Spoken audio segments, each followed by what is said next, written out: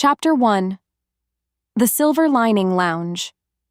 The air inside the Obsidian Lounge tasted of expensive bourbon and filtered ozone, a sharp contrast to the damp, metallic scent of the city streets outside. Nyra adjusted her silk vest, the fabric smoothing over her skin like a second layer of armor as she navigated the crowded floor. Being a server in an elite supernatural sanctuary required a specific kind of invisibility, a talent she had perfected since the night her life shattered under the weight of a public rejection. She moved with a calculated grace, balancing a tray of crystalline glasses while her eyes scanned the room for the predatory shifts in posture that signaled trouble. Following a rhythm established by years of survival, she avoided the gaze of the high-ranking enforcers gathered near the bar.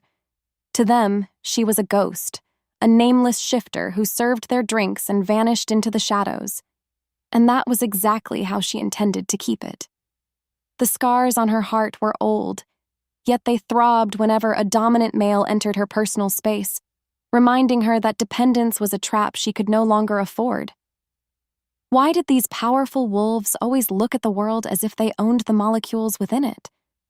It was a question she lived by, a shield she carried to ensure no one ever got close enough to see the cracks in her composure. Nyra, the VIP booth in the East Wing needs a refresh, her manager barked, his voice cutting through the low thrum of jazz. Tracing the edge of the mahogany bar, she felt a sudden, inexplicable chill prickle against the back of her neck. The atmosphere in the lounge had shifted, the usual boisterous energy replaced by a heavy, suffocating silence that seemed to swallow the music whole. Every wolf in the room had gone still, their heads bowing instinctively toward the entrance where a new presence had just emerged. It wasn't a loud arrival, yet the sheer weight of the authority rolling off the newcomer felt like a physical pressure against her lungs. "Is that him?" a waitress whispered, her voice trembling with a mixture of awe and genuine terror. Nyra didn't answer because her throat had suddenly tightened, her wolf pacing restlessly behind her ribs as if trying to break free. She looked toward the door and saw a man who moved with the quiet, terrifying efficiency of a winter storm. He was older, his features carved from granite and tempered by centuries of command, with eyes that held the depth of an ancient forest. This was Kael, the Alpha King, a legend spoken of in hushed tones to frighten disobedient pups. He didn't belong in a place like this, yet here he was, cutting through the crowd like a blade through silk. Approaching the booth with her tray held high, Nyra felt the heat of his gaze lock onto her before she even reached the table. It was a predatory, possessive stare that made her blood boil with a defiant fire she thought she'd buried long ago. She set the drink down with a sharp click, her chin tilting upward as she met his eyes with a smirk that felt like a challenge. "I don't date older men," she remarked, her voice a cool blade of sarcasm that sliced through the suffocating tension. The Alpha King didn't growl or snap. Instead, he leaned forward, his scent of cedar and lightning wrapping around her like a silken leash. A low vibration hummed in the air between them, a frequency only their wolves could hear, suggesting a connection that defied every logic she possessed. She turned on her heel, her heart hammering a frantic rhythm against her chest as she retreated into the kitchen. The hook was set, the mystery of his presence lingering in the air like smoke, leaving her wondering why the most powerful man in the world was watching her as if she were the only thing that mattered. Chapter 2. The Scent of a Sovereign.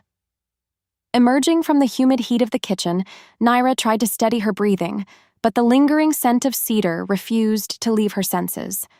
The rejection she had endured years ago should have made her immune to the charms of a dominant male, yet Kael's presence acted like a magnet on her iron-willed heart. Every step she took felt heavier, as if the very floor of the lounge was tilting toward the corner where the king sat in silent observation.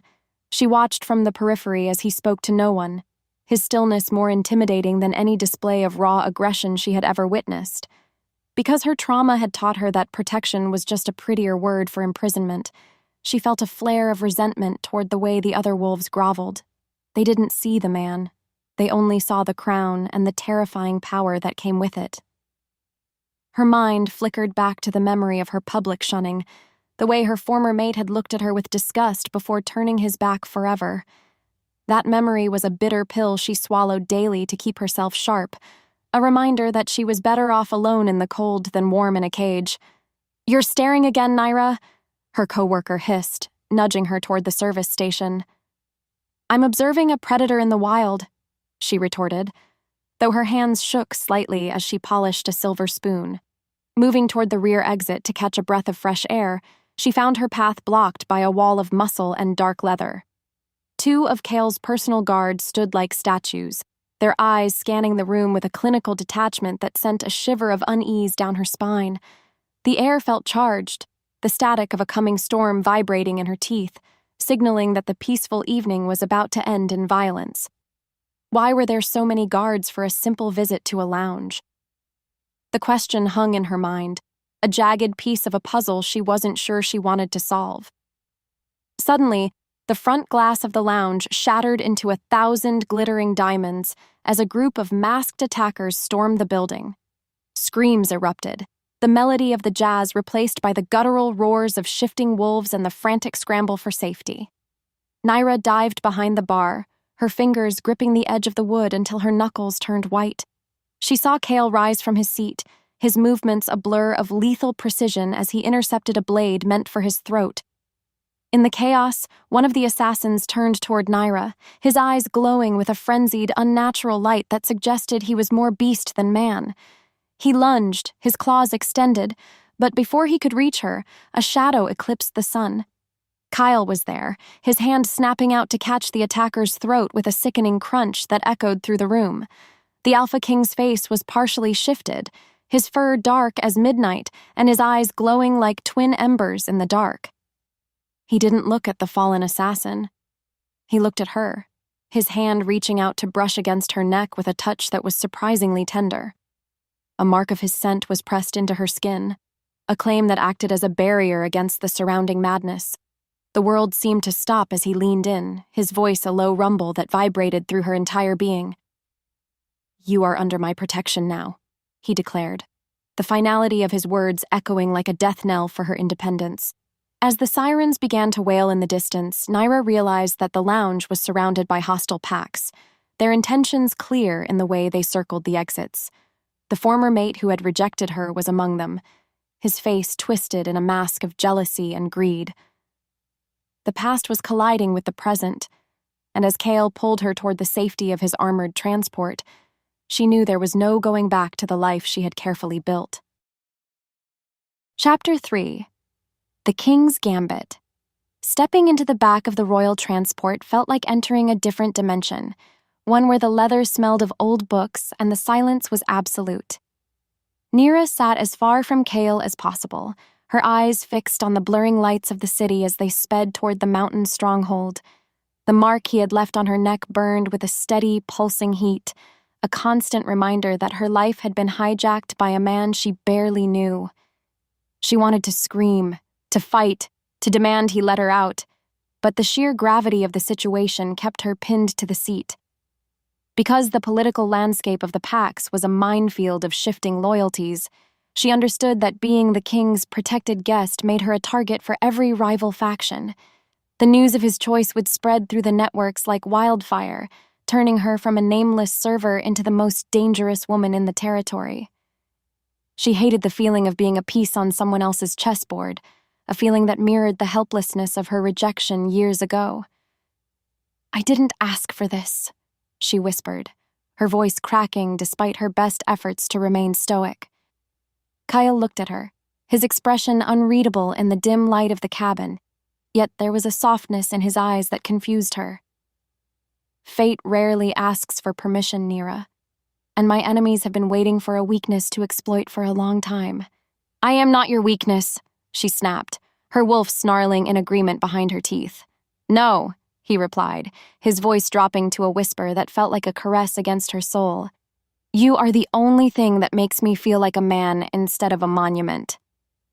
The carriage slowed as they approached the gates of the royal safe house, a fortress of stone and iron that looked like it had grown directly out of the mountain. Guards in silver armor stood at attention, their heads bowing in a synchronized wave of respect, that made Nyra's stomach churn with discomfort. She wasn't a queen. She was a survivor who preferred the grimy streets to these polished halls of power. As they stepped out into the crisp mountain air, the weight of the crown Kael wore seemed to settle on her shoulders as well. Entering the great hall, she saw the opulence of his world. Tapestries that told the history of 1,000 wars and chandeliers that dripped with enchanted crystals. Yet, behind the grandeur, she sensed a profound isolation, a loneliness that matched the void in her own heart. She watched as Kael dismissed his advisors with a single wave of his hand, his shoulders dropping just a fraction when the doors finally clicked shut. "Why me?" she asked, her voice echoing in the vast space between them. He didn't answer immediately, instead walking to the large hearth where a fire crackled with a hungry intensity. He looked into the flames, the orange light dancing across the scars on his hands, scars earned in defense of a people who feared him more than they loved him. The silence stretched, a bridge of unspoken words and hidden truths that threatened to collapse at any moment. "Because I have spent 500 years waiting for a woman who would look at me and see a person, not a title," he finally said, turning to face her with a vulnerability that shattered her remaining defenses.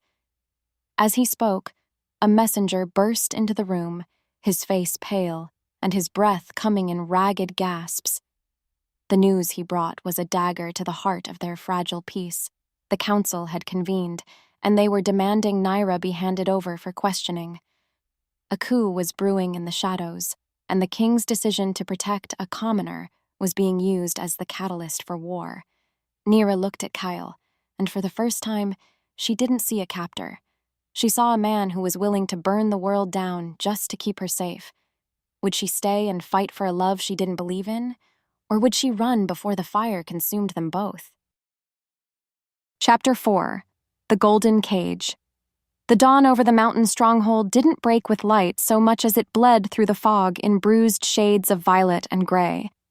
Nyra stood by the arched window of her guest suite, her fingers tracing the cold stone as she watched the royal battalion drill in the courtyard below. Each rhythmic stomp of their boots felt like a hammer blow against her freedom, a physical manifestation of the walls closing in around her. She had spent years cultivating a life where no one knew her name, yet here the very walls seemed to whisper it with a mixture of reverence and resentment. Because the trauma of her public shunning acted as a permanent filter, she saw every luxury in the room, the silk sheets, the carved ivory basins, the bowls of exotic fruit, as a bribe for her submission. A king didn't just give, a king invested, and she knew the dividends he expected were her loyalty and her heart. Why did the scent of cedar and ozone still linger in the curtains, teasing her wolf into a state of restless yearning? It was a biological betrayal, a chemical reaction to Kael's proximity that made her feel like a traitor to her own survival instincts. "Your breakfast, my lady," a young Omega murmured, keeping her eyes fixed firmly on the floor as she set a silver tray on the table.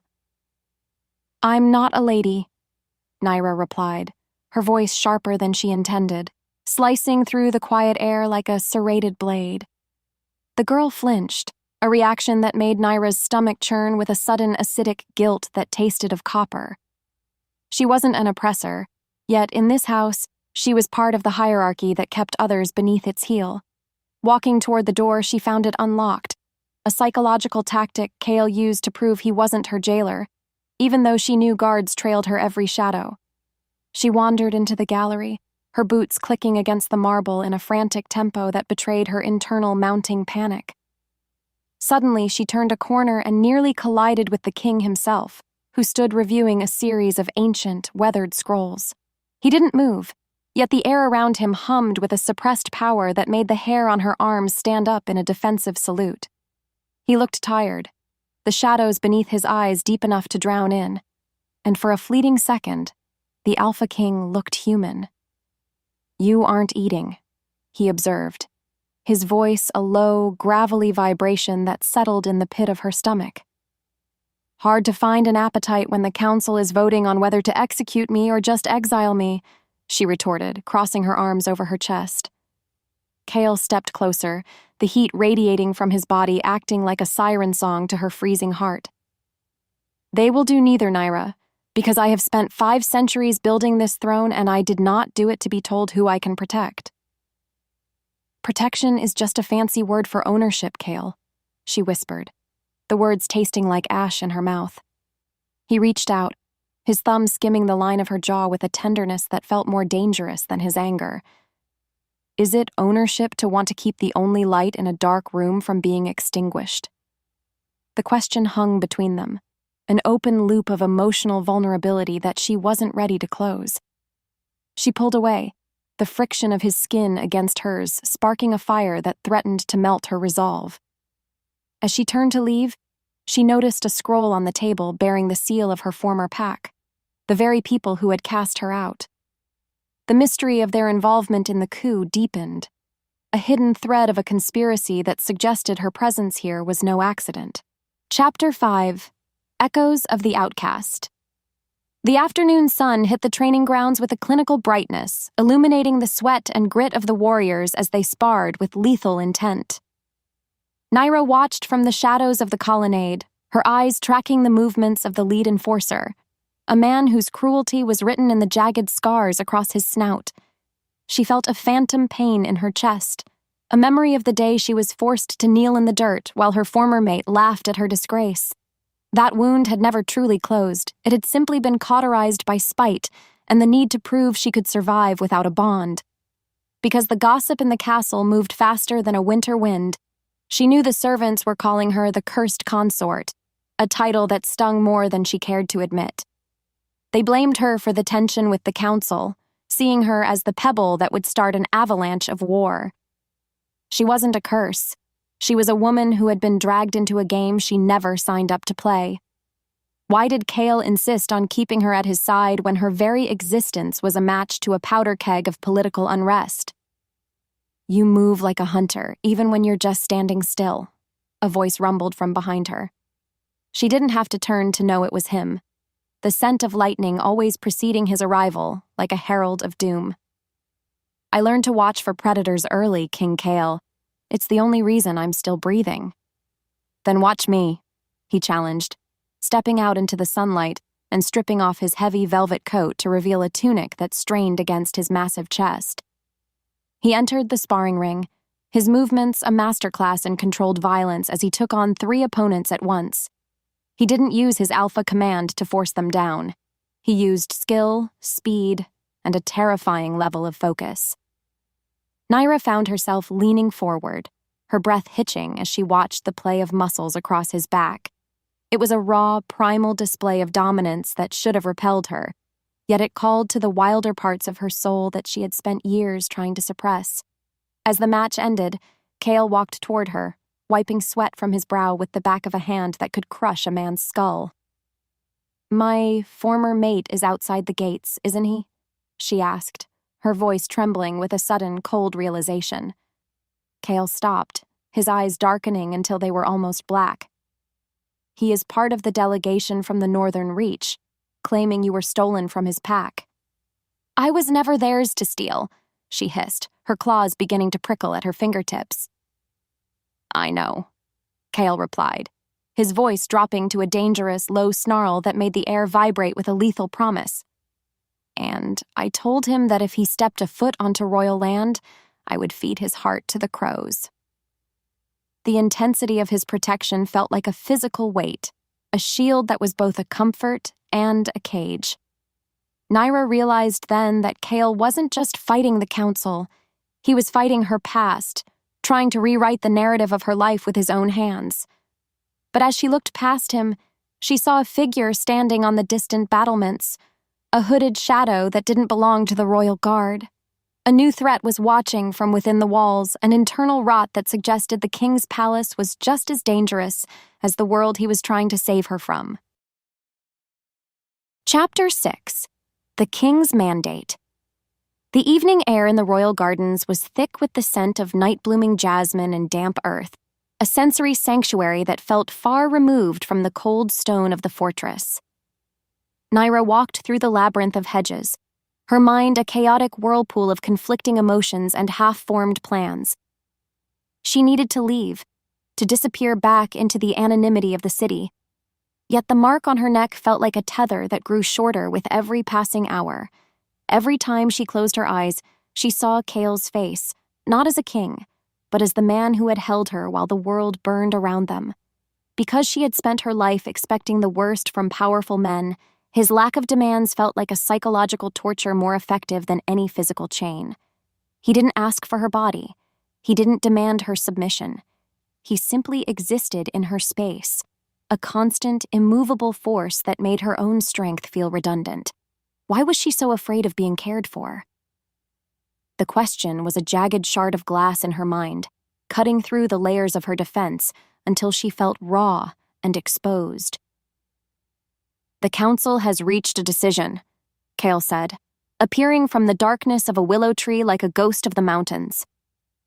Nyra turned, her heart skipping a beat as she saw the grim set of his jaw. "And? Am I to be executed at dawn?" "They have demanded a trial by bond," he explained, his voice tight with a rage he was clearly trying to contain for her sake. "If we cannot prove the mate bond is true within 3 days, they will strip me of my title and hand you over to the Northern Reach for justice. But we aren't mated," she whispered, the words hanging in the air like a death sentence. "It's just a scent mark, a physical reaction." Kael stepped into her personal space, his presence overwhelming the scent of the flowers until all she could breathe was him. "My wolf knew the moment I saw you in that lounge. It hasn't stopped calling for you since." "I can't do it, Kael," she cried out, her eyes filling with tears of frustration and fear. "I can't belong to someone again. I can't let my soul be tied to a man who can destroy me with a single word." "Then don't belong to me," he said, his hands coming up to cup her face with a desperation that mirrored her own. "Be my partner. Be my equal. Be the woman who stands beside the king and tells him when he is wrong." The intimacy of the moment was a tidal wave, crashing over her and pulling her into the deep water of a commitment she had spent a lifetime avoiding. She looked up at him, her breath hitching as he leaned down, his lips hovering just inches from hers. The tension was a living thing, a cord of electricity that threatened to snap and ignite the entire garden. She wanted him, she realized with a terrifying clarity. She wanted the man, the wolf, and the safety he offered, even if it cost her everything she thought she was. Just as their lips were about to meet, a horn blasted from the watchtower, a piercing, discordant sound that signaled an immediate breach of the perimeter. The shadows of the garden seemed to come alive as dozens of rogue shifters emerged from the foliage, their eyes glowing with a toxic, chemical green. This wasn't just a political move. It was an assassination attempt, fueled by a dark magic that shouldn't exist in their world. Kael pushed her behind him, his body shifting into a massive silver-furred beast in a spray of shredded cloth and cracking bone. As the first of the rogues lunged, Nyra realized that her former mate hadn't just come for her. He had brought a war to the king's doorstep, and the trial by bond was about to begin in blood. Chapter 7: The Gilded Fortress. The morning light crawled across the gray stone battlements of the royal stronghold, appearing less like a dawn and more like a weary survivor of the night's carnage. Nyra stood in the center of the great hall, her boots clicking against the blood-stained marble where the cleanup crews were still scrubbing away the remnants of the garden ambush. Every nerve in her body felt like a frayed wire, sparking with a restless, electric energy that her wolf couldn't settle. She had survived the initial strike, but the air inside the palace had turned thick and stagnant, heavy with the metallic tang of distrust.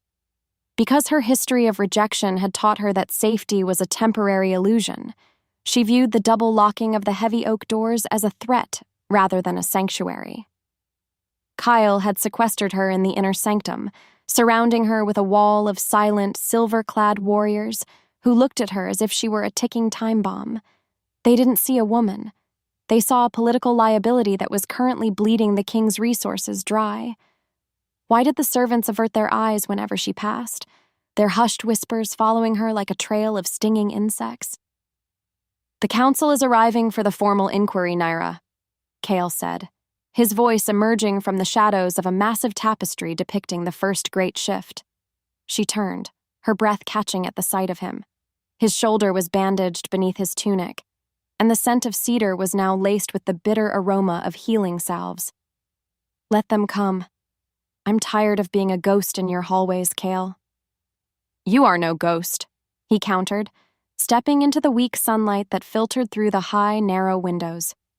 You are the center of the storm, and if you move, the entire sky falls with you. Then let it fall, she hissed, her fingers curling into the palms of her hands until her blunt nails drew blood. I'd rather be crushed by the sky than suffocated by these curtains. He walked toward her, his presence a massive, grounding weight that forced her to stay in the moment instead of spiraling into her fears. The trial by bond begins at sunset, and the Northern Reach has brought a seer to verify the connection. A seer? She whispered, the word tasting of ancient, terrifying magic. They'll see the scars, Kael. They'll see that I'm broken. They will see what I see, he vowed, his hand coming up to hover near her cheek, though he didn't touch her, respecting the invisible boundary she had drawn in the dirt. They will see a woman who has the strength to stand against a king and the heart to survive a betrayal that would have killed a lesser wolf. The intensity of his belief was a physical pressure, a force that made her want to lean into him and hide from the world, yet she remained rigid. Because her survival depended on her autonomy, she couldn't allow his faith to become her only anchor. As he left to meet the arriving dignitaries, she noticed a small folded piece of parchment tucked into the crevice of the stone wall near the exit. It was a message, written in a hand she recognized with a jolt of pure, freezing terror. The king isn't the only one who knows your secrets, little bird. Chapter 8. The Weight of the Crown. The corridors of the safe house felt narrower as the afternoon progressed, the atmosphere charged with the psychic weight of dozens of alpha-level personalities converging on a single point. Nyra moved through the library, her fingers skimming the spines of ancient leather-bound books as she tried to find a moment of peace. She felt the eyes of the guards on her back, their judgment a cold wind that rattled her ribs. To them, she was the reason their king was bleeding, the reason their borders were failing, and the reason the council was currently debating a regime change. Because the hierarchy of the werewolf world was built on the foundation of the mate bond, her lack of a visible, glowing connection to Kael was a heresy to their way of life. They didn't understand how a wolf could function without a tether, nor did they care about the trauma that had severed her ability to trust. Why was the world so obsessed with belonging to someone else? The question haunted her as she watched a pair of mated guards share a silent, telepathic look of affection, a sight that made her chest ache with a hollow, echoing loneliness. The library is a place for answers, yet you look like you're searching for an exit. A smooth, cultured voice remarked from the far end of the room. Nyra spun around, her claws sliding out instinctively as she faced a tall, slender wolf with silver-streaked hair and eyes the color of old coins. This was High Counselor Valerius, the man who had been pushing for her exile since the moment she arrived. I'm looking for a way to make you people understand that I am not a prize to be won or a curse to be lifted. A noble sentiment, Valerius replied, his smile not reaching his eyes.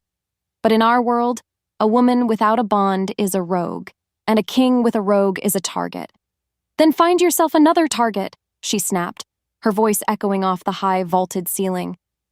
I'm afraid it's too late for that, he said, stepping closer until she could smell the scent of parchment and dry rot.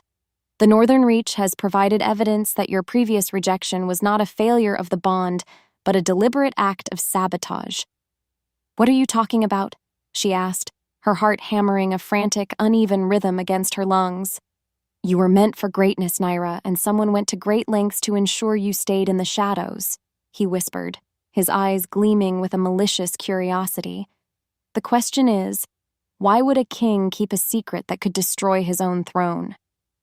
The implication hit her like a physical blow, a wave of nausea rolling through her as she realized the depth of the manipulation surrounding her. Was Kael protecting her, or was he part of the conspiracy that had ruined her life? Because she had been burned once, the fire of suspicion was easy to ignite, and it roared through her mind with a terrifying speed. As Valerius turned to leave, he dropped a final, jagged piece of information, The seer doesn't just look at the future, little bird. She looks at the blood. Chapter 9. The Trial of Blood. The sun dipped below the jagged peaks of the mountains, casting long, bloody shadows across the courtyard where the trial by bond was set to take place. A massive stone dais had been erected in the center, surrounded by the high-ranking members of every pack in the territory. The air was thick with the scent of ancient incense and the low, rhythmic chanting of the pack elders, a sound that made Nyra's wolf pace in frantic circles. She felt exposed, a sacrificial lamb draped in royal silk, as Kael led her toward the center of the gathering. Because the stakes of this trial were nothing less than their lives, the silence that fell over the crowd was absolute and suffocating. Kael looked every inch the sovereign, his expression a mask of granite, yet she felt the slight tremor in his hand as he took hers. It wasn't fear. It was a desperate, suppressed longing that made her skin hum with a sympathetic vibration. Why did his touch feel like the only solid thing in a world made of shifting sand? "Behold the king and his chosen," Valerius announced, his voice carrying to the furthest edges of the mountain. The seer stepped forward, an ancient woman whose eyes were clouded with cataracts but whose gaze felt like a white-hot needle in Nyra's brain. She held a silver ceremonial blade, the edge glowing with a faint blue light that hummed with a frequency of pure truth. The crowd leaned in, a single collective organism waiting for the first drop of blood to hit the stone. If the bond was true, the blood would meld and glow. If it was false, the rejection would be violent and public. "Place your hands upon the stone," the seer commanded, her voice a dry rasp that sounded like dead leaves skittering across a grave. Nyra looked at Kael, and for a split second, the world fell away, leaving only the two of them in a vacuum of shared history and unspoken promises. She saw the exhaustion in his eyes, the weight of 1,000 years of loneliness, and the flickering hope that she might be the one to end it. Because she was terrified of the answer, she hesitated, her breath hitching as the seer raised the blade. Kael didn't pull away. He squeezed her hand, a silent command to trust him one last time. The blade sliced across their palms in a single, fluid motion, and for a heartbeat, nothing happened. Then the blood began to pool on the ancient stone, swirling together in a dark, viscous mixture that refused to ignite. A murmur of dissent rippled through the crowd, the sound growing into a roar of condemnation as Valerius stepped forward with a triumphant sneer. "The bond is false! The king has deceived us all!" "Wait!" Nyra cried out, her voice cutting through the noise like a thunderclap. She looked down at the stone and saw a thin, shimmering thread of gold beginning to weave through the red. It wasn't a standard mate bond. It was something older, something primal that defied the laws of their modern world.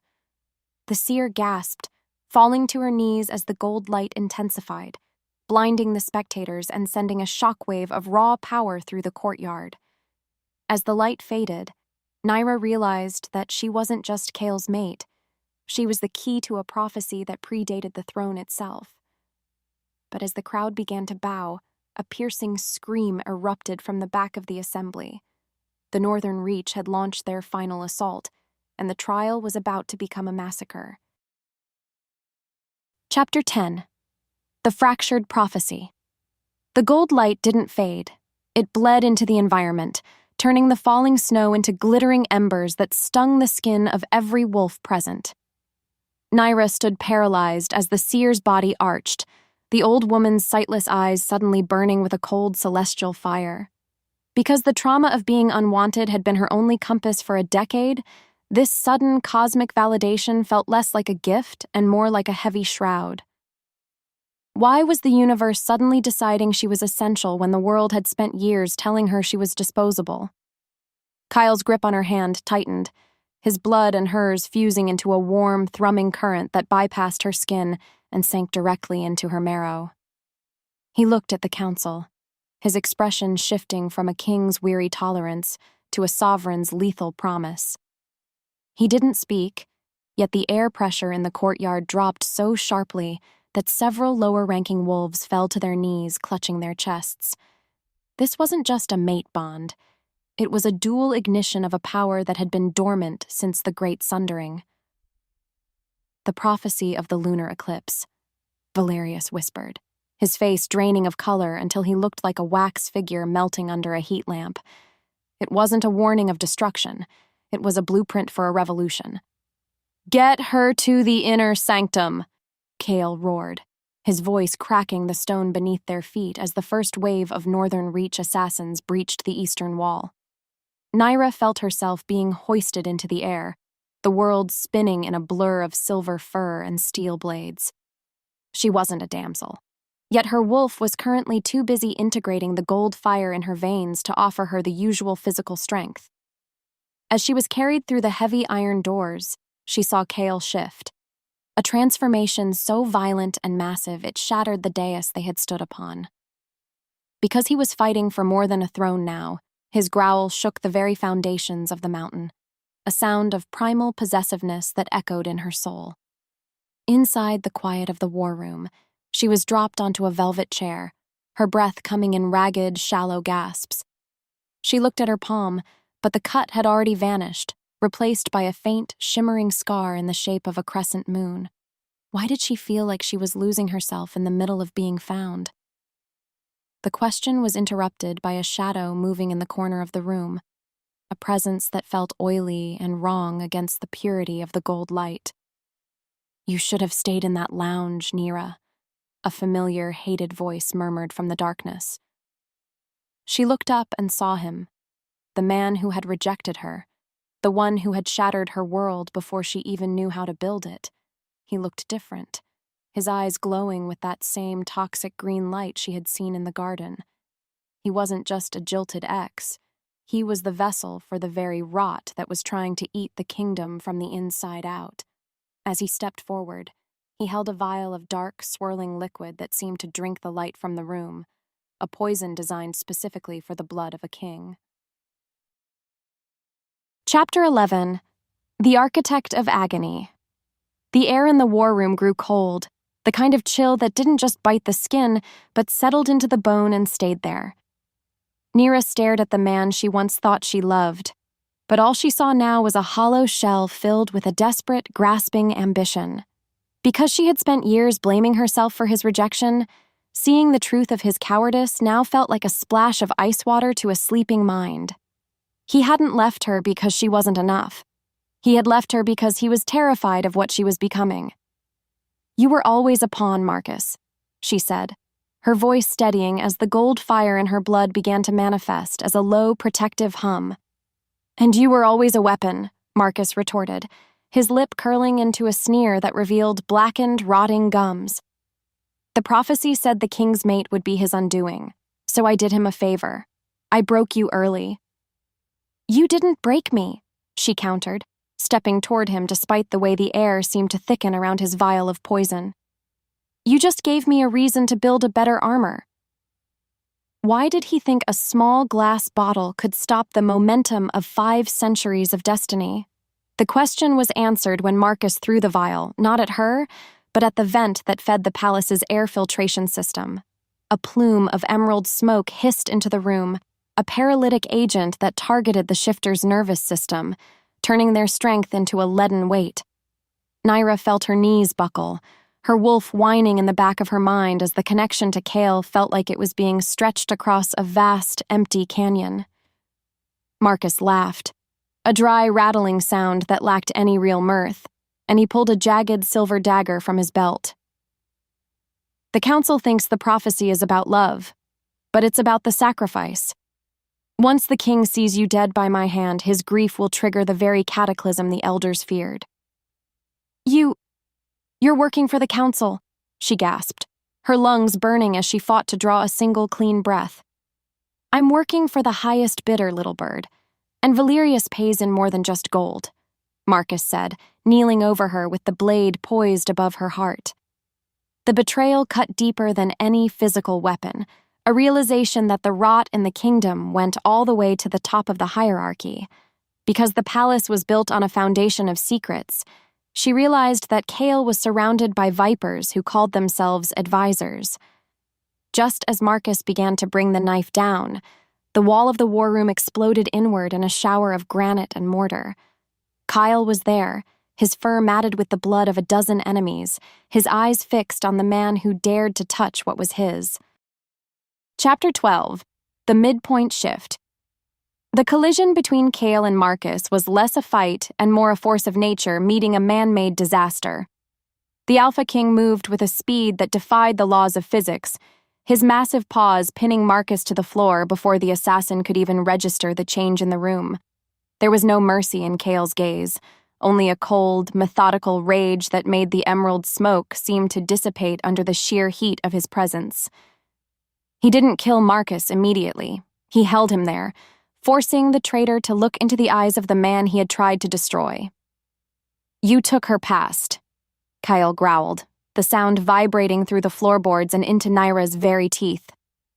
"But you will not touch her future." Nyra dragged herself toward the center of the room, the paralytic wearing off as the gold light in her veins worked to neutralize the toxins. She looked at the two men, the one who represented her deepest shame and the one who represented her most terrifying hope. Because she was finally seeing the strings of the puppet master, she realized that her rejection hadn't been an accident or a failure of fate. It had been a calculated move by the council to keep Kael from finding his true mate and solidifying his power. "Kael, stop!" she called out, her voice regaining its strength as she stood up, the crescent moon on her palm glowing with a fierce, steady radiance. The king paused, his claws millimeters from Marcus's throat, and he looked back at her with a mixture of confusion and raw, bleeding vulnerability. "He has to pay for what he did to you, Nyra. He has to pay for every year you spent in the dark. Killing him won't change the past," she said, walking toward them with a grace she hadn't possessed an hour ago. "But the information in his head might save the future. He said Valerius is the one behind the prophecy's manipulation." Kael's eyes widened, the realization hitting him like a physical blow as he looked from Marcus to the ruined doorway. If Valerius is the architect, then the attack outside is just a distraction. The real coup is happening in the vault. "The vault?" Nyra asked, her brow furrowing as she felt a sudden sharp tug on the bond, a warning from the very mountain itself. "The heart of the pack," Kael explained, his voice tight with a new, urgent fear. "The source of the Alpha Line's power. If they corrupt it with that green rot, every wolf in the territory will become a mindless slave to whoever holds the key." The stakes had officially exploded, shifting from a personal struggle for love to a desperate race for the survival of their entire species. Because she was the only one whose blood could stabilize the gold light, Nyra realized she couldn't stay behind the lines anymore. She wasn't just Kael's mate, she was the only shield the kingdom had left. As they turned to head toward the depths of the mountain, a massive tremor shook the earth, followed by a sound of shattering crystal that echoed through their minds. The vault had been breached. Chapter 13. The Descent into the Hollow. The air in the subterranean tunnels of the royal stronghold didn't just grow colder. It grew heavy, as if the mountain itself were mourning the violation of its most sacred chamber. Nyra followed Kael down the spiraling stone staircase, her fingers brushing against the damp, moss-covered walls to steady her trembling legs. Every footfall was a rhythmic echo that sounded like a ticking clock, counting down the seconds until the corruption at the heart of the pack became irreversible. She could feel the gold light in her marrow pulsing in sync with Kael's heartbeat, a tether that was no longer a cage, but a lifeline in the suffocating dark. Because her trauma had conditioned her to expect the floor to drop out from under her, she moved with the predatory caution of a wolf who knew she was being hunted. Kael didn't look back, but the way his shoulders stayed rigid told her he was tracking every breath she took, his protective aura expanding to fill the narrow corridor. Why did the silence of the mountain feel so loud, as if the stones themselves were whispering the names of the alphas who had failed before him? The question was a jagged stone in her shoe, irritating her resolve until she wanted to scream at the shadows to show their faces.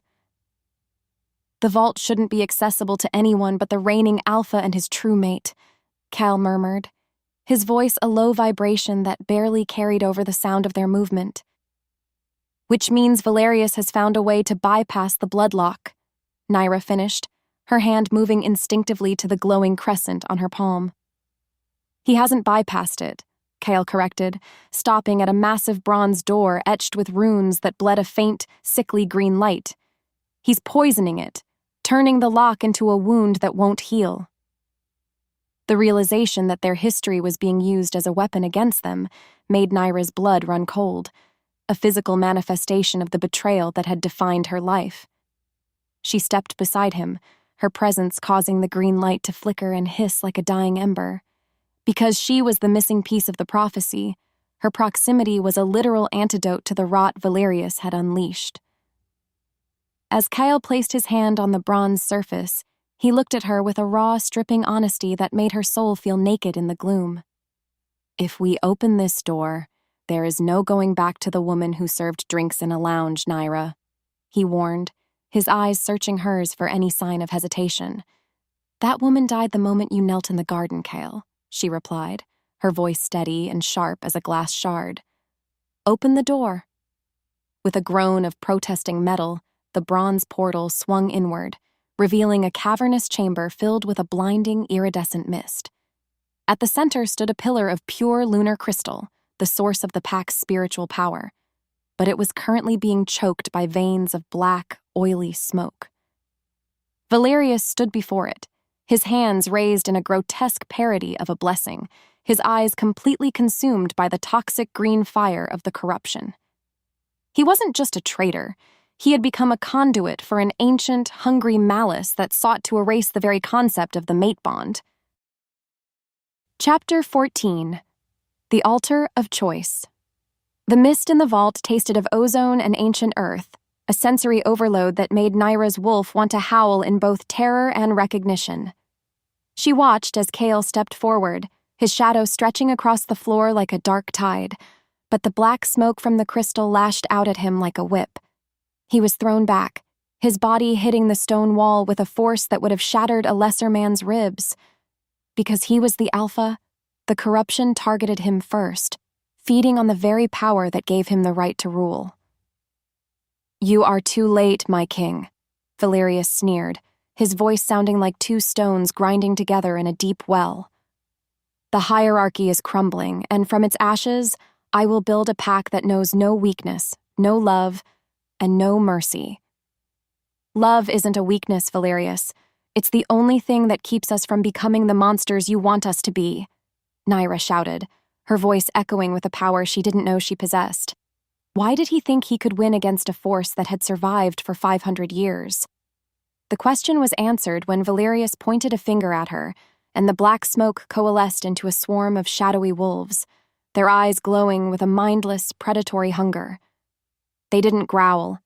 They simply moved, a silent army of ghosts that bypassed Kael and headed straight for the woman who carried the gold light. Nyra felt the fear rise in her throat, a cold, suffocating weight, but then she felt Kael's hand find hers in the dark. "Don't fight the light, Nyra," he whispered, his voice a warm anchor in the middle of the storm. "Let it move through you. Choose me and I will choose you, until the world ends." It was the ultimate vulnerability, a surrender that felt more terrifying than any death, yet she found herself nodding. Because she had spent her life running from the possibility of being hurt again, choosing to stay was the most radical act of rebellion she could imagine. She closed her eyes and reached for the bond, not as a tether, but as a bridge. The gold fire erupted from her palm, meeting the silver light of Kael's soul in a spectacular collision of energy that sent a shockwave through the entire cavern. The shadowy wolves evaporated into ash, their silent screams echoing in the minds of everyone in the mountain. Valerius recoiled, his hands clawing at his face as the green fire was burned away by the purity of their connection. The lunar crystal began to pulse with a steady, rhythmic light, the black veins retreating as if they were being cauterized by a divine flame. But the victory was short-lived. As the ceiling of the vault began to crack, the sheer power of their union threatening to bring the entire mountain down upon their heads. Chapter 15. The Unbreakable Bond. The tremors shaking the vault weren't just physical, they were spiritual, the sound of the old world breaking to make room for the new. Nyra clung to Kael as the floor beneath them split, revealing a glowing chasm of molten silver that seemed to reflect the very stars above. Because their bond was now fully ignited, she could feel his thoughts. A chaotic, beautiful tapestry of his devotion, his fears, and the centuries of loneliness he had endured for this moment. It was overwhelming, a flood of emotion that threatened to drown her identity. Yet she found herself swimming toward him rather than away. "We have to stabilize the crystal, or the entire territory will be wiped off the map," Kael yelled over the roar of the collapsing stone. "How?" she asked, her voice sounding small against the cacophony of the mountain's destruction. "The blood of the true mates," he replied, looking at the lunar pillar that was now vibrating with a dangerous, unstable energy. "We have to give it what it needs to reset the balance." Why did every solution in this world require a sacrifice? The question was a bitter pill, but as she looked at Kael, she realized she wasn't sacrificing her freedom. She was investing her life into a partnership that was bigger than her fear. They walked toward the crystal together, their hands still joined, their blood still mingling in the palm of their hands. As they touched the surface of the stone, the world went silent, the noise and the chaos replaced by a profound, shimmering peace that felt like the beginning of time. The gold and silver lights merged into a single, blinding white radiance that shot upward through the mountain, piercing the night sky and washing the entire kingdom in a glow of pure, unadulterated truth. Every wolf in the territory felt the shift, the corruption in their hearts withering away as the true king and queen claimed their throne. But as the light began to fade, Nyra felt a sudden, sharp pain in her chest, a parting gift from the dying Valerius, who had lunged forward with a hidden shard of the corrupted crystal.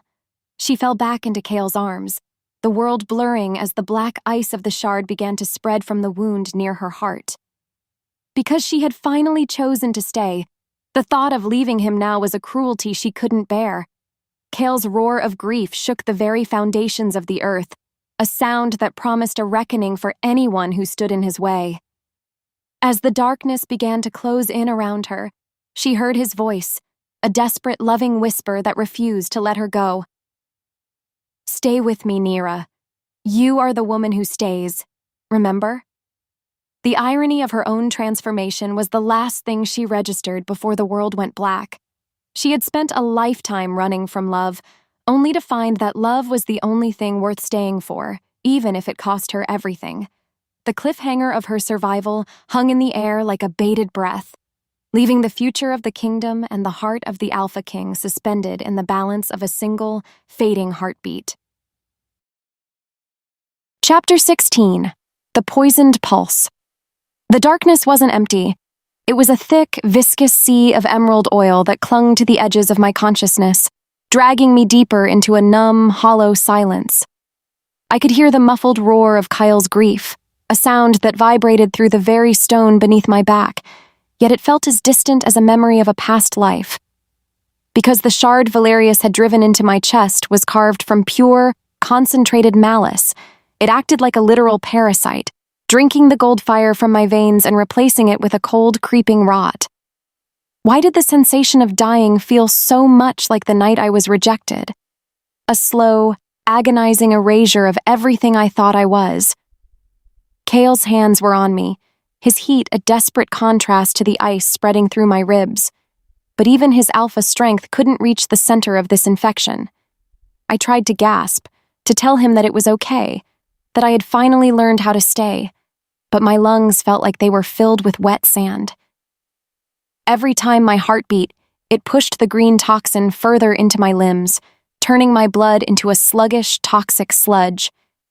The gold light of the prophecy flickered, a dying candle in a wind tunnel as the mountain groaned in sympathy with its dying queen. "Nyra, look at me. Stay in the light." Kael's voice cracked, a sound of raw, unshielded agony that I never thought I'd hear from a king. I forced my eyelids open, the world a blurred mosaic of flickering silver and encroaching shadows, and saw the jagged lines of black veins climbing my neck. Because the bond was fully open, I could feel his life force pouring into me, a frantic, useless sacrifice that was only draining him without saving me. He was giving me his years, his strength, his very soul, and it was disappearing into the void of the shard like water into a desert.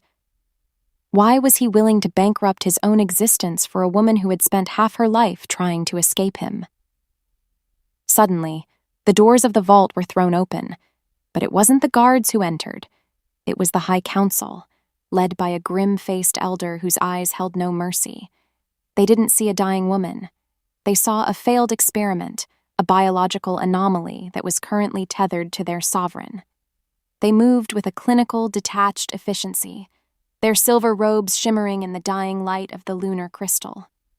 The air grew sharp with the scent of ancient, binding magic, a spell designed to sever a connection before it could drag a king into the grave. "The girl is a vessel of corruption now, Kael," the elder proclaimed, his voice a dry, rattling wind that stirred the dust of the cavern. "If you do not let her go, she will hollow you out until there is nothing left of the Alpha line but a memory of rot." "Touch her, and I will burn this mountain to the bedrock," Kael snarled, his wolf surging to the surface, his fur bristling with a lethal silver electricity. But even as he threatened them, I felt the first cord of our bond begin to fray, the golden thread stretching until it was thin as a spider's silk. The council began their chant, a low, rhythmic hum that vibrated in my teeth, creating a barrier of sound between me and the man I had finally chosen. I wanted to reach out, to claw my way back to him, but the green ice had reached my throat, silencing my plea before it could even form. The tragedy wasn't that I was dying. It was that I was being forced to leave him just when I had found a reason to stay. Chapter 17. The Shadow of the Crown. The infirmary of the royal wing was a place of sterile white linens and the scent of bitter herbs, a stark contrast to the primal energy of the vault. I lay suspended in a state of waking sleep, my body trapped in a cage of silver-inlaid glass designed to contain the spread of the corruption. Because the High Council had declared me a curse-bringer, no one was allowed to touch me without a protective ritual, making me a pariah in the very house where I was supposed to be queen. I watched through the glass as Kael paced the hallway, a caged lion whose mane was matted with the dust of a crumbling empire. He hadn't slept in days, his features becoming more hollow and haunted with every hour that passed without a cure. The weight of the crown seemed to be crushing him, his advisors hounding his every step with demands for a new mate, a new heir, and a new beginning. Why did they think a king's heart was a replaceable part in a machine of state? The question made my wolf snarl in the back of my mind, a weak, ragged sound that echoed the frustration of being a spectator in my own destruction. "The Northern Reach is demanding her head as a peace offering," I heard Valerius's successor whisper, his voice carrying through the vents with a serpentine hiss. "They say the plague in the crops is her doing, a sign that the moon has turned its face from us." "The moon has not turned," Kael's voice boomed, though it lacked the vibrant resonance it once held. "The people have turned, fueled by the lies of cowards who are afraid of a woman with a voice." "She has no voice, sire. She is a corpse waiting for a grave," the advisor retorted, his shadow stretching across the door like a shroud. I looked at my hands, seeing the way the black veins had created a map of my failure across my skin, a visual representation of the shame I had tried so hard to outrun. Because I had spent my life believing I was unwanted, the council's words felt like a confirmation of a fundamental truth I had tried to ignore. Maybe I was the curse. Maybe my presence was the very thing that would ensure Kael's downfall. Why did love always feel like a burden when it was supposed to be a wing? Kael entered the room, ignoring the warnings of the healers, and pressed his forehead against the glass of my enclosure. His eyes were bloodshot, his scent of cedar now heavy with the smell of iron and grief, a combination that broke my heart more than the shard ever could. He whispered my name, a prayer to a god who wasn't listening, and for the first time, I saw a tear track through the grime on his cheek.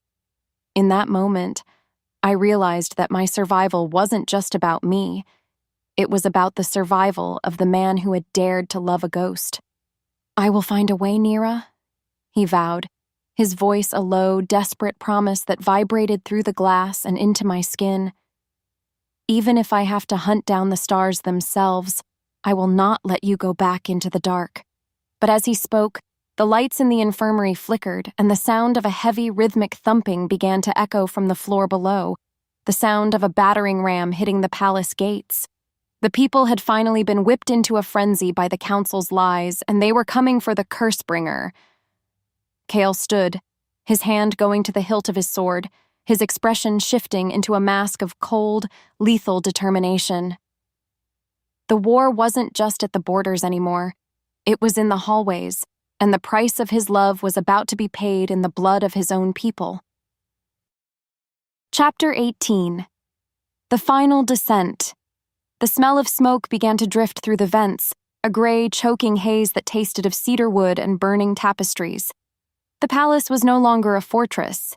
It was a tinderbox, and the spark of the council's betrayal had finally ignited the fury of the hungry and the fearful. I watched from my glass cage as the shadows of the rioters danced on the walls, their chants of "death to the curse" rising like a funeral dirge. Because I was unable to move, I felt like a sacrificial lamb waiting for the knife, a feeling that was so familiar it almost felt like a homecoming. Kael stood at the door, his body a barricade of muscle and fur, his eyes glowing with a feral light as the first wave of attackers reached the infirmary. He didn't use his sword. He used his teeth and his claws, a primal defense of his mate that bypassed the rules of a civilized king. Why was he fighting for a woman who was already halfway to the grave? The question was a scream in my mind, a plea for him to run, to save himself, to be the king his people needed him to be. "Leave me, Kael!" I tried to shout, but the words were only a faint, airy rasp that barely stirred the oxygen inside my enclosure. He didn't hear me, or if he did, he chose to ignore the logic of a dying woman in favor of the instinct of a mating wolf. He was covered in blood, some of it his, most of it not, and his breath came in ragged, wheezing gasps that told me he was reaching the limit of even his incredible endurance. Because the council had severed our power supply, the heaters in my cage had failed, and the cold was beginning to settle into my lungs like a permanent winter. I felt the gold light in my veins give one final, flickering pulse before it went dark, leaving me in a world of absolute, terrifying gray. Suddenly, Marcus appeared in the doorway, his face a ruin of scars, and his eyes burning with the toxic green fire of the corruption. He wasn't there to lead the riot. He was there to finish the job he had started in the war room. He held a torch in one hand and a silver vial in the other, his gaze fixed on my cage with a triumphant, sickening glee. He didn't look at Kael. He looked at me, seeing the prize that would finally break the Alpha King's spirit once and for all. "The prophecy said she would be your undoing, Kael," Marcus laughed, his voice sounding like dry bones rattling in a cage. "And look at her, the great queen, dying in a glass box like a pinned butterfly." "She is more of a queen than you will ever be a man," Kael roared, lunging at Marcus with a desperation that left him wide open for a counterattack. Marcus threw the torch, not at Kael, but at the curtains surrounding my bed, the heavy velvet igniting in a roar of orange flame that licked at the edges of my glass enclosure. The heat was sudden and intense, a wall of fire that turned my prison into an oven, but it did something the healers couldn't. It began to melt the black ice in my veins. Because the shard was made of shadow and cold, the fire was its natural enemy, and I felt the first tingle of feeling return to my fingertips. Why did it take the destruction of everything to finally give me the strength to fight back? As the glass of my cage began to crack under the pressure of the heat, I saw Kael fall, a silver blade buried in his thigh and Marcus standing over him with a sneer. The world slowed down, the roar of the fire becoming a background hum as I realized that the choice to stay was no longer enough. I had to choose to rise. With a scream that tore through the green rot in my throat, I slammed my glowing palm against the cracked glass, the gold fire erupting from my skin in a blinding, cleansing wave.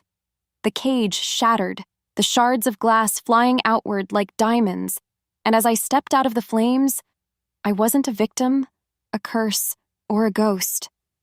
I was the Alpha King's mate, and the reckoning had finally arrived. Chapter 19. The Rising Ember. The heat wasn't an enemy anymore. It was a hungry, living extension of the fire roaring in my marrow. Stepping out of the shattered glass of my infirmary cage, I felt the soles of my feet hiss against the scorched stone, yet I felt no pain. Because the green rot had been forged in the cold vacuum of Marcus's spite, the inferno of the room acted like a forge, melting the obsidian shards in my veins until they ran like liquid gold. Why did it take the world burning down around me for me to finally feel the full weight of the power I had been running from since the night of my rejection? Kael lay on the floor, his silver blood pooling around his thigh, his eyes wide with a mixture of agony and a sudden blinding awe. He looked at me, and for the first time, he didn't see a woman who needed a shield. He saw the weapon he had been waiting 5 centuries to wield. I didn't need to shift into a wolf to feel the predatory pull of the moon. I could feel the lunar light vibrating in my very atoms, turning my skin into a canvas of glowing celestial maps. The smoke from the velvet curtains swirled around me, creating a cloak of gray and orange that made me look like a ghost of the mountains returned to claim a debt. The girl, she should be dead, Marcus stammered, his torch falling from his nerveless fingers as he backed away toward the flame-licked doorway. "I've been dead for years, Marcus," I said, my voice resonating with a dual-tone frequency that vibrated the very glass shards on the floor. "You killed the girl in the dirt a long time ago. You're looking at the queen now." Because his cowardice was the only thing deeper than his ambition, he turned to run, but the fire seemed to obey the flick of my wrist, a wall of flames snapping shut across the exit. Why did he think he could escape the consequence of a decade of cruelty? The question was punctuated by the sound of my own heartbeat, a rhythmic thrum that matched the pulse of the mountain itself. I reached out, my hand glowing with a white-hot intensity, and grabbed the silver blade Marcus had dropped, the metal singing as it recognized the touch of a true mate. "Nyra, stop," Kael wheezed, his hand reaching out to catch my ankle as I passed him. "Don't let the fire consume who you are." "The fire is who I am, Kael," I whispered, kneeling beside him for a split second to press a glowing palm to his wound. The sizzle of healing flesh filled the air, the gold light from my skin stitching his muscle back together with a speed that made him gasp. I wasn't just stabilizing him, I was charging him, my energy flowing into his depleted reserves like a river hitting a parched canyon. Because we were finally a closed circuit, the power didn't drain me. It amplified us both, creating a shimmering dome of protection that pushed the smoke and the shadows back to the corners of the room. As Kael stood up, his strength returning in a surge of silver fur and golden sparks, I knew the time for hiding was over. Chapter 20. The Sovereign's Path. The hallways of the palace were a chaotic labyrinth of clashing steel and the panicked howls of wolves who no longer knew who to follow. I walked beside Kael, our shoulders brushing with every step, a silent pact of blood and fire that didn't need words to be understood. We weren't heading for the exits. We were heading for the balcony of high command, the place where the council intended to announce Kael's abdication to the starving crowds below. Because the people were being fed a diet of lies and fear, the truth was the only weapon that could stop the massacre before the first pack war of the century began. Why did the air feel so thin, as if the mountain were holding its breath in anticipation of our arrival? The question was answered when we reached the heavy bronze doors of the council chamber, the runes glowing with that same sickly green rot I had seen in the vault. Valerius was gone, but his poison remained, a spiritual infection that had turned the leaders of our people into mindless puppets of the northern reach. I placed my hand on the door, the gold light from my crescent scar eating through the green corruption like acid through paper.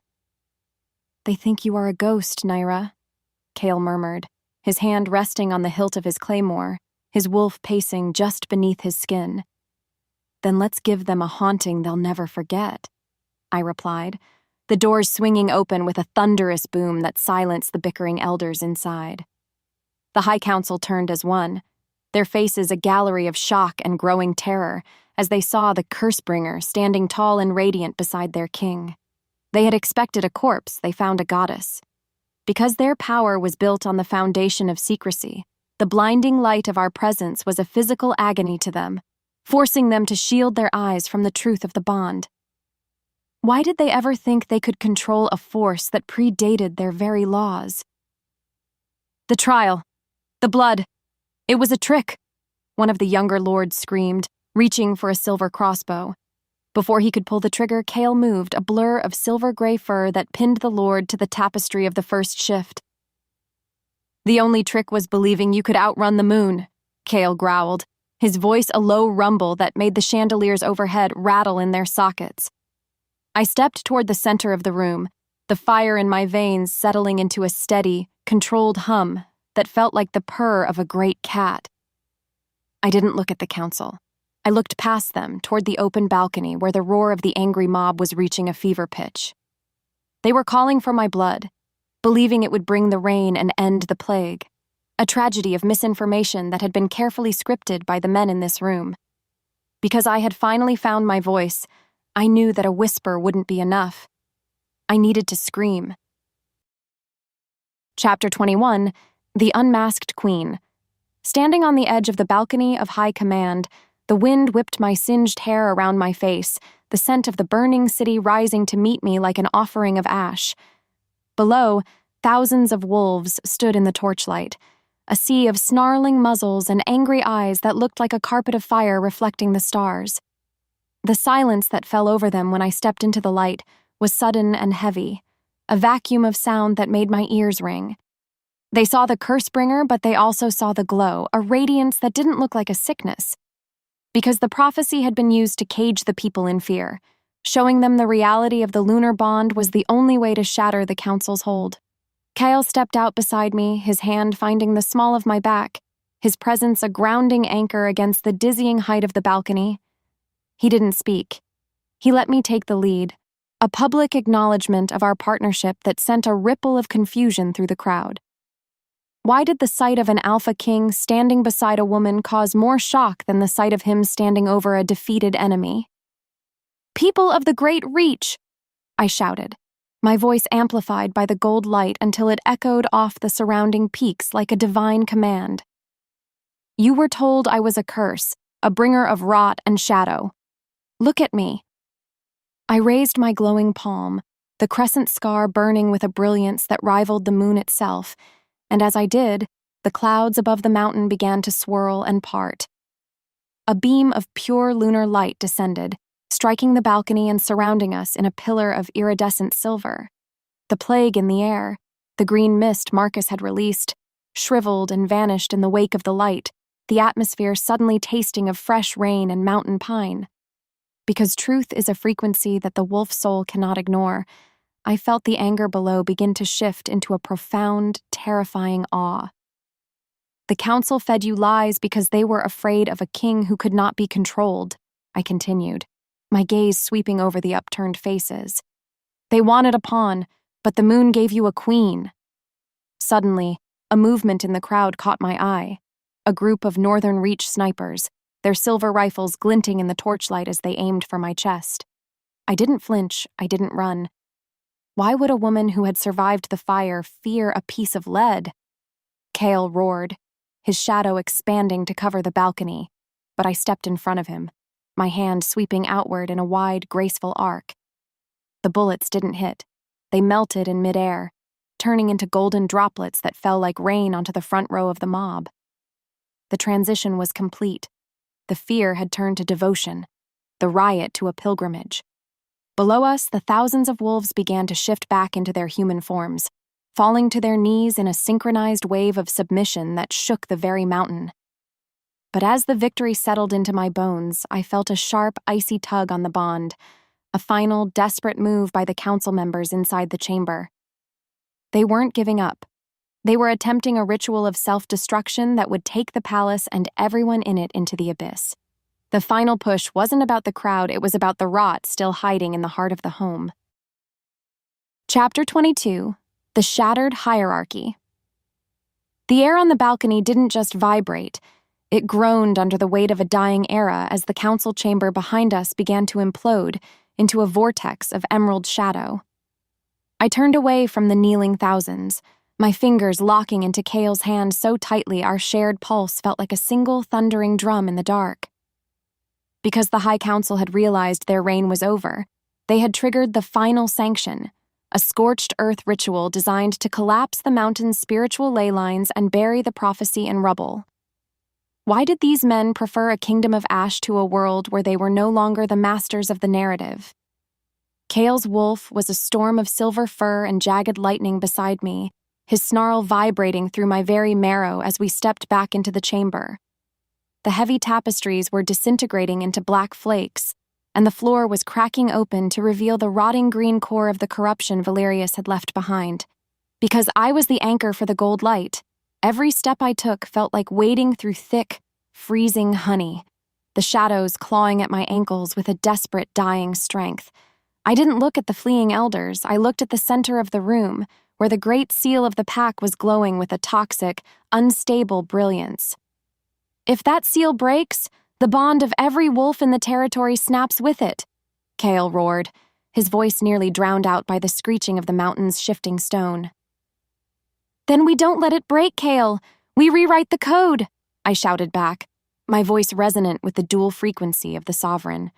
I lunged toward the seal, my hand glowing with a white-hot intensity that made the emerald shadows hiss and retreat like scalded snakes. Why was I no longer afraid of the power that had once felt like a death sentence? The question was answered the moment I touched the cold stone, the gold fire from my crescent scar pouring into the cracks of the floor like molten sun. I felt the ancestral memories of every rejected woman, every silenced mate, and every used pawn flowing through me, their collective pain turning into a fuel for my defiance. Kael slammed his hands onto the seal beside mine, his silver alpha energy meeting my golden fire in a spectacular, blinding collision that sent a shockwave through the entire palace. We weren't just stabilizing the mountain, we were purging the hierarchy of its rot, replacing the law of command with the law of choice. Because the old world was built on a foundation of forced submission, the sheer purity of our partnership acted like an acid, dissolving the ancient, oppressive runes until only the raw, beautiful truth of the bond remained.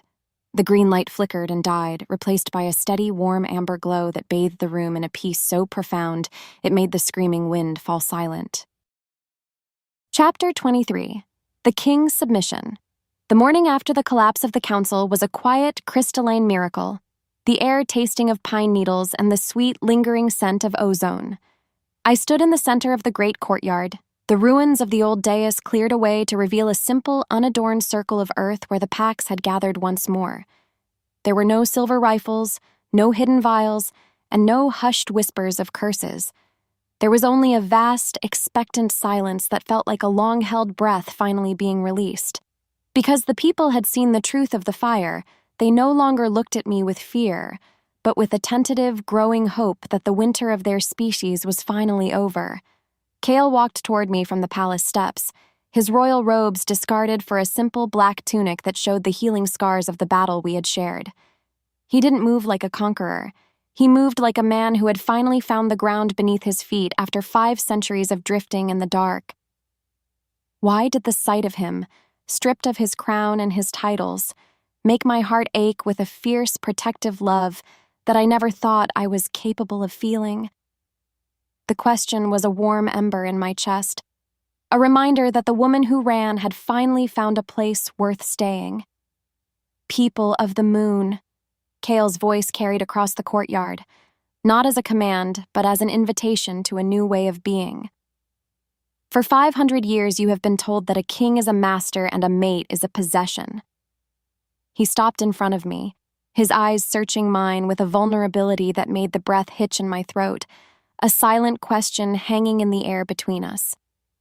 Because the prophecy was fulfilled, the hierarchy of the packs was in shambles, waiting for a new foundation to be laid in the dirt of the mountain. Kael didn't reach for my hand. Instead, he did something that caused a collective gasp to ripple through the thousands of gathered wolves. He slowly sank to one knee in the dust, his head bowing low before the woman the world had once tried to erase. "I am not your master, Nyra," he whispered, his voice loud enough for every ear in the courtyard to hear. "I am your partner, your shield, and your equal. Chosen, not owned." The act of submission from the Alpha King was the final hammer blow to the old world, a public declaration that the age of dominance was dead. I felt the tears prickling my eyes, not of sorrow, but of a profound, overwhelming relief that the battle for my identity was finally over. I reached down and cupped his face, my thumbs skimming the rough stubble of his jaw as I forced him to look up and see the woman who had finally stopped running. Why was a king's surrender the most powerful thing I had ever witnessed? "Rise, Kael," I said, my voice steady and clear, echoing off the mountain peaks like a new law. "We don't bow in this kingdom anymore. We stand, together." As he stood, I turned to the crowd, my hand finding his and locking our fingers together in a grip that would never be broken. The people didn't cheer immediately. They looked at each other, the realization of their own freedom beginning to dawn in their eyes like the first light of a new sun. Because we had destroyed the system that thrived on their fear, they were finally free to choose their own paths, their own mates, and their own destinies. The gold and silver lights flared one last time, a celestial signature on a new contract for our people, before settling into a warm, permanent hum in the center of our souls. Chapter 24. The Horizon of the Heart. 6 months later, the Silver Lining Lounge had been rebuilt, but it was no longer a place for ghosts and hidden shifters. It was the heart of a neutral territory where all packs met as equals. I stood behind the bar, not as a server, but as a woman who owned the ground she walked on, my eyes scanning the room for the familiar, comforting shadow of the man who had changed everything. The mountain stronghold was now a school and a sanctuary, a place where the old prophecies were taught as history rather than chains. Why did the simple act of pouring a drink feel like a victory every single time I did it? Kael entered through the front door, the scent of cedar and mountain air following him like a loyal guard, his eyes finding mine instantly across the crowded floor. He didn't need to shift to show his dominance. The calm, steady authority he projected was more than enough to silence the room in a respectful, willing hush. Because we had spent the last half-year dismantling the walls of the old world, the peace we had built felt solid and real, a foundation that could weather any storm the future might hold. He walked toward me, his smirk the same one he had worn the night I told him I didn't date older men. "I hear the Queen of the Reach is moonlighting as a bartender again," he teased, his voice a low, gravelly vibration that still made my wolf purr in the back of my mind. "The Queen does whatever she wants, King Kael," I retorted, sliding a glass of bourbon across the mahogany bar with a wink. "And right now, she wants to remind her mate that he's 5 minutes late for dinner." "A crime punishable by a lifetime of devotion, I assume?" he asked, leaning over the bar to press a lingering, tender kiss to my forehead. The mark on my neck was no longer a brand of ownership. It was a badge of honor, a shimmering crescent that glowed softly whenever he was near. Because I had finally learned that love wasn't a trap, I no longer felt the need to keep an eye on the exits or a hand on my heart.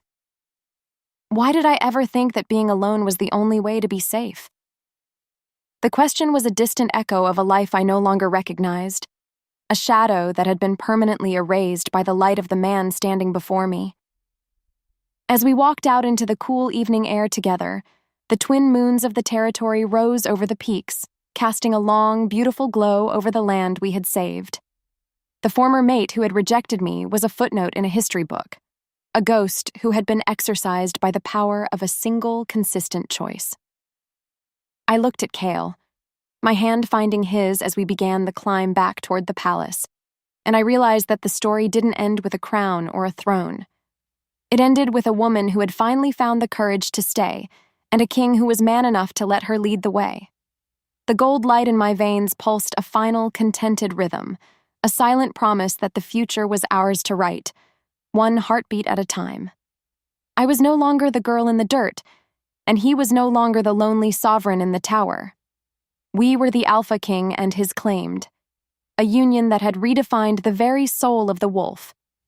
As the stars began to wink out over the mountains, I knew that whatever challenges came next, we would face them the only way we knew how, side by side, heart to heart, and forever unbowed.